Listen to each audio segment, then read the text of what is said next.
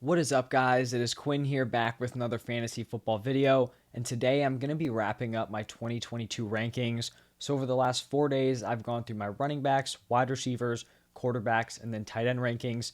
Today I'm wrapping it up by going through my top 48. So these are going to be all the positions thrown together in basically like a big board, and this is going to be for half point PPR scoring, just kind of an in-between between standard and PPR. If you enjoy the video, do me a huge favor, hit the like button and subscribe to the channel. But let's just jump right into the rankings. I'm not going to be going super in depth on every single player because then we'd be here all day. So just kind of going through some general trends, maybe, kind of pointing out some tiers, stuff like that. But we're going to start it off here at 1 and 2 with the two top running backs. For me, I go McCaffrey number 1, Jonathan Taylor number 2, just shooting for that ceiling. And then I actually go back-to-back wide receivers with Cooper Kupp at 3, Justin Jefferson at 4. I think a lot of people have this tier of Kupp, Jefferson, and Jamar Chase. Personally, I'm just a little bit higher on both Kupp and Jefferson. I think both of those guys, have very high ceilings. I think they also have very safe floors, where like the worst you're going to be getting out of them is probably like a wide receiver, 6, 7 finish, somewhere in there. At 5 and 6, I have Derrick Henry and Delvin Cook. So we go back to the running back position.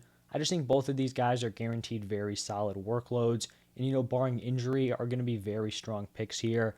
Then at 7, I have Jamar Chase, the wide receiver 3. Still very high on Chase. I know some people have him as a top 5 guy. He is not quite there for me, but still someone I really like as a mid-first round pick. At 8 and 9, I have Eckler and Naji Harris. I feel like Eckler, Harris, Cook, and Henry are all kind of in a similar tier in my opinion. I just prefer Derrick Henry and Delvin Cook over Eckler and Harris, but all are really strong options here in the first round. Then I go to the wide receiver position with Davante Adams and Stephon Diggs back to back here. It seems like I'm kind of going 2 on, 2 off at each position, just kind of how it worked out. I feel like Davante Adams and Stephon Diggs, are back to back in a lot of people's rankings. They are definitely for me. And then to wrap up the top 12, I have Joe Mixon here. Just seems like a very, very safe option this season. You're going to see in like the second round, player 13 through 24. I'm going to be very heavy on the running back position, and that starts here with Deandre Swift as my RB8 right here at the turn. I think Swift is someone who could take a big jump here in 2022 and could be a player where going into 2023 drafts, we're looking at Deandre Swift as like a potential top 5 running back. I think that's totally possible moving forward. We know he has the elite receiving upside. I think this Lions offense is going to be much better, so I'm very in on DeAndre Swift. At 14, I have Travis Kelsey, my first tight end here. Just seems like a lock to be either the number 1 or number 2 tight end. Going to be the clear number 1 target for the Chiefs, so gotta love Kelsey. And then I actually go back-to-back running backs with Saquon, Fournette, and Aaron Jones. I think I'm higher on consensus on all 3 of these players in terms of overall rankings. Really attacking the running back position here in the second round. I think there's a pretty significant fall off, going into rounds 3, 4, 5, and 6. So I'm going to be snagging these running backs early and often because the wide receiver depth I think is much better in like those mid-round areas. But then we go back to wide receiver at 18 with Debo. No matter what role he's playing, wide back, pure wide receiver, the man is going to produce no matter what. So I like him as my wide receiver 6. Then we go back to Mark Andrews here as the tight end 2. For me, he is clearly behind Travis Kelsey, but then I think he is clearly ahead of anyone else, who could be that potential tight end number 2. He's likely going to be the number 1 target for Lamar Jackson and should put together, a top tier tight end 1 season. Then we have some wide receivers, Mike Evans and CeeDee Lamb, both players who are going to likely be the wide receiver 1s on very solid passing attacks. Mike Evans with the Bucs and Tom Brady, CeeDee Lamb now with Amari Cooper gone, and Dak Prescott with the Cowboys. Then we go to James Conner here at 22. Definitely much higher on James Conner than consensus. For me, I don't understand why he's going like mid-third round. I think he's a lot closer to like the Fournette, Jones, Saquon tier than people really want to give him credit for. And then to wrap up the top 24, I have Keenan Allen and T. Higgins going at 23 and 24. I think both very, very safe back-end wide receiver 1 picks.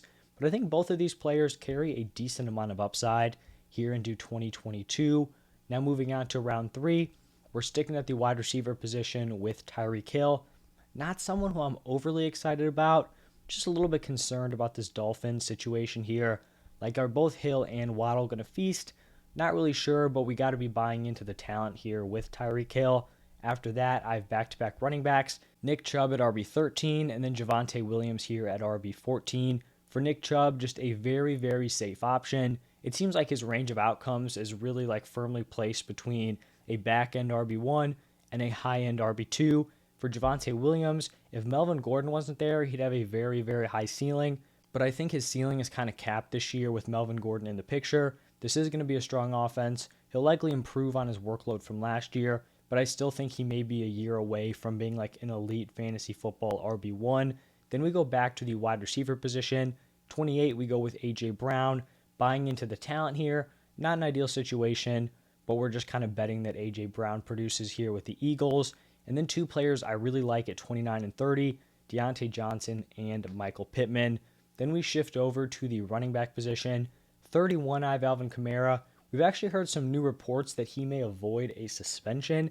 If that is the case, I mean, we're looking at Kamara as like a mid-first round pick. Right now, I'm not totally, going to buy into that. So I'm still operating under the idea that he's going to be suspended for like 4 to 6 games, and then I'll kind of adjust if we start hearing more reports otherwise.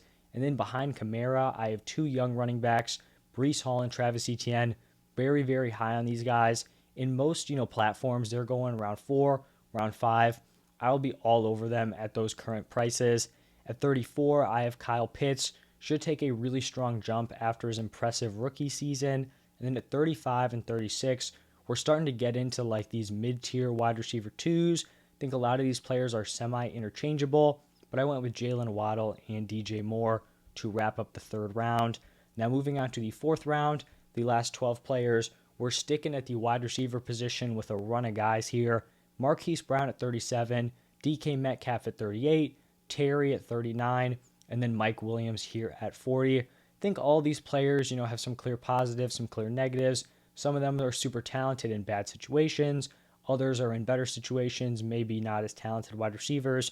A guy like Mike Williams is in a great situation with Justin Herbert, whereas Metcalf and Terry, not in ideal situations here. So I think a lot of those guys, you're kind of just picking what player you like. And so I'd rather take a swing on one of those guys in the fourth round than, draft an early wide receiver and pass up on running backs and then kind of get stuck at that running back position. But at 41, I go with Ezekiel Elliott. Maybe slightly lower on Zeke than consensus. I'm really not down on Zeke here. I think you can make an argument he should be ahead of some of these wide receivers, but somewhere in this like early fourth round range, I think is where Zeke should fall. 42, my first and only quarterback in these rankings, Josh Allen. I just think he is the clear-cut QB1. I don't think he's ever going to fall to the mid-fourth round in drafts, but if he was here, that's where I'd consider taking him. We're back to the tight end position at 43 with Darren Waller. I think he's clearly behind Pitts, fairly close to George Kittle here. I think mid-fourth round is solid value. Corlin Sutton comes in at wide receiver 21. Interesting player here in a new situation. He has proven himself in bad situations in the past. We'll see what he can do here with Russ. There's just some uncertainty, like who's going to be the guy? Is there one kind of clear stud in this offense? We're just going to have to wait and see, but I think fourth round is appropriate for Sutton. Then we go with Cam Akers as the RB19 here at 45. Fair spot, very kind of high risk, high reward option here. If he gets the workhorse role, he's going to blow this ADP out of the water. If he kind of fades into a committee off of that Achilles, then that's pretty unfortunate, and he's likely going to be a big bust at this pick. At 46 and 47, Rashad Bateman and Darnell Mooney. I like both of these players for very similar reasons. May not be in the best passing attacks, but they're likely going to be the wide receiver ones in very kind of uncertain wide receiver rooms, and that's going to give them the opportunity to put together some solid volume. I believe in Bateman's talent. Mooney has already proved himself to be a fantasy relevant player. I think he can take another jump here going into year 3. And then to close out the top 48, I have George Kittle here as my tight end 5. I think getting Kittle at the 4-5 turn, very strong value there for my man Kittle. But that is going to wrap it up for my top 48. Let me know what you guys think about these rankings. I'm going to continue putting out daily fantasy football content basically through the NFL season. So if you enjoyed, hit that like button, subscribe to the channel. I appreciate all you guys for sticking around through the end, and I'll see you in the next one.